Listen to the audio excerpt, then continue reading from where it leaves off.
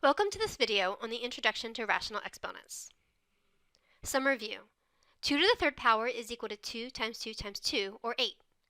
Remember, 2 to the third power means 2 times itself 3 times. But what if we allowed the exponent to be a fraction? For example, what is 49 to the 1/2 power? Well, if we follow the pattern, this would mean 49 times itself 1/2 times. What? What could this mean? Another way to think of it is a number which, when multiplied by itself, equals 49. Does this remind you of anything? It should. This is the definition of the square root.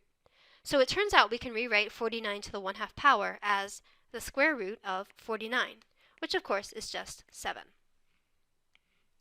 In her YouTube video, How I Feel About Logarithms, Vi does an excellent job of explaining the relationship between radicals and rational exponents as she develops the idea of the logarithmic scale. I highly recommend watching it to get a better handle on this concept.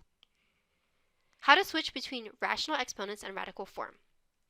So let's say I have the cubed root of x squared. How can I write that as x with a rational exponent?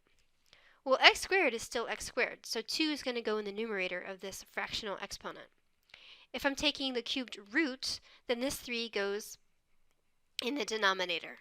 So again, the 2 goes here, and the 3 goes here. So the cubed root of x squared can be rewritten as x to the 2/3 power. What about the square root of x?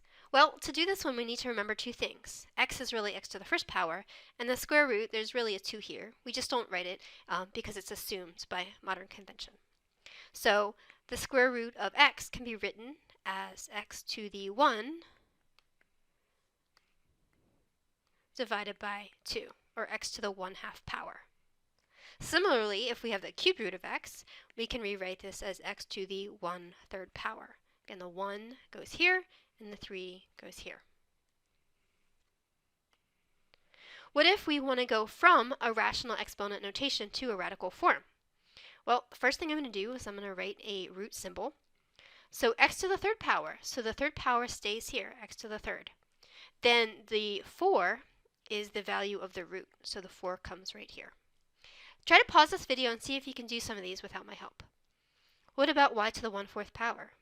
Well, y to the 1st power is here, this 1 stays here, and then the 4 is the value of the root. So y to the 1/4 power is the same as the 4th root of y. Similarly, z to the 7/5 power is z to the 7, and then we take the 5th root. Again, the 7 goes here, and the 5 goes there. Alright, let's do a few more examples. Again, I want to encourage you to pause this video, try these on your own, and then unpause it. So x to the 1/2 power can be rewritten as the square root of x. Remember, the 1 goes here, and the 2 goes here. Just in general practice, we don't write the 1 and the 2, so we just express it as the square root of x. What about x to the 1/3 power? Well, the 1 goes here, the 3 goes here, so this is really just the cubed root of x. Okay, let's go the other way. What about the 4th root of x? Well, remember there's a 1 here, so we can rewrite this as x to the 1/4 power. Alright, let's do a few more examples. Again, I strongly encourage you to pause this video, do these on your own, then unpause it and check your work. What if I have the cubed root of x squared? Well, this is a little bit interesting, isn't it? The squared is on the outside, isn't it? But that's okay. Okay, it's still being squared, so the 2 goes in the numerator, and the 3 goes in the denominator. So this is actually equivalent, believe it or not, to writing the cubed root of x squared. Okay, you're going to get the same answer. What about the 5th root of y to the 4th? Well, this becomes y to the 4/5. Again, the 4 goes here, the 5 goes there.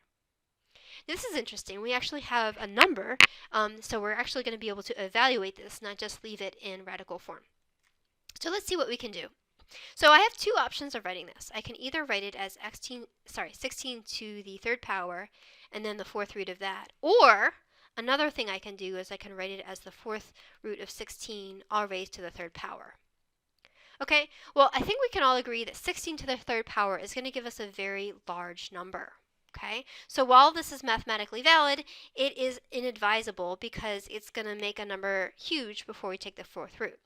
Now, if all you're doing is using a calculator, then it really doesn't matter a hill of beans which of these two expressions you use. In fact, if you're using a calculator, you might as well type in 16 to the 34th power into your calculator and just get the answer that way.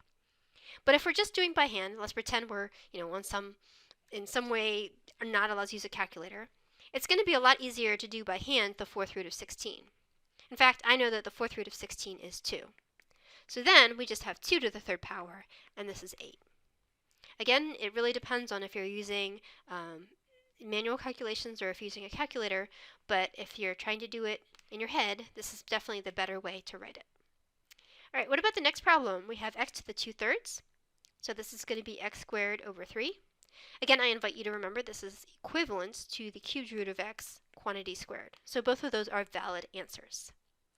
Okay, so then we have a very general term next, right? So if we have the nth root of x raised to the n power, or the nth root of x to the n power, I guess. It's hard to say it differently. These are both equivalent to x to the m over n.